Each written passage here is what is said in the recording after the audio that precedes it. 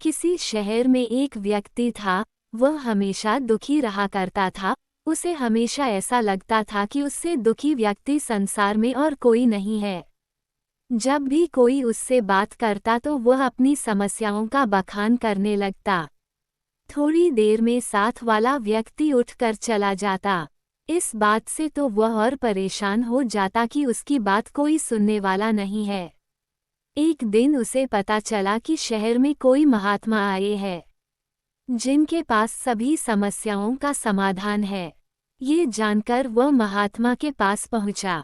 उस महात्मा के साथ हमेशा एक काफिला चला करता था, जिसमें कई ऊंट भी थे।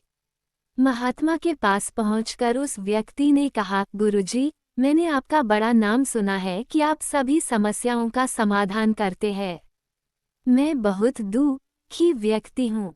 मेरे इर्द गिर्द हमेशा बहुत सारी समस्याएं रहती है। एक को सुलझाता हूँ तो दूसरी पैदा हो जाती है। मैं अपनी आपबीती किसी को सुनाता हूँ तो कोई सुनता ही नहीं है। दुनिया बड़ी मतलबी हो गई है। अब आप ही बताइए मैं क्या करूं? महात्मा ने उसकी बातें ध्यान से सुनी और कहा, भाई, मैं अभी तो बहुत थक गया हूँ, परंतु कल सुबह मैं तुम्हारी समस्या का समाधान अवश्य करूँगा।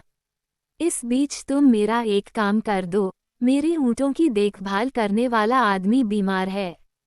आज रात तुम इनकी देखभाल कर दो। जब सभी ऊँट बैठ जाए तब तुम सो जाना।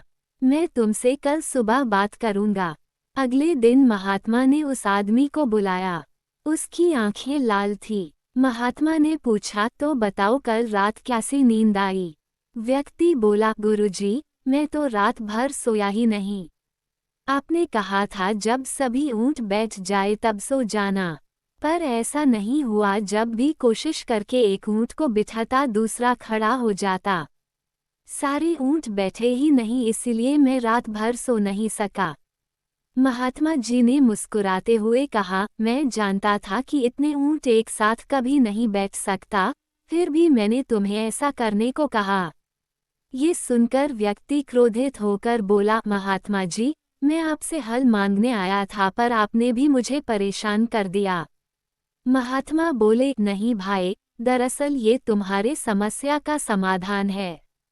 संसार के किसी भी व्यक्ति की समस्या इन ऊँटों की तरह ही है। एक खत्म होगी तो दूसरी खड़ी हो जाएगी।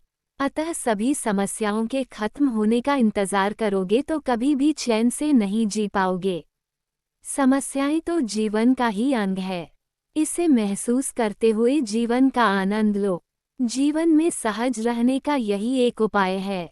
दुनिया के किसी भी व्यक्ति को तुम्हारी समस्याएं सुनने में कोई दिलचस्पी नहीं है, क्योंकि उनकी भी अपनी समस्याएं हैं।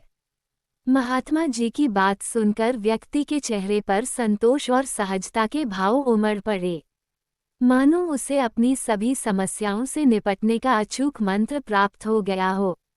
मेरे चैनल को लाइक एंड सब्सक्राइब करें और यह कहानी आपको कैसी लगी हमें कमेंट में ज़रूर बताएं। धन्यवाद।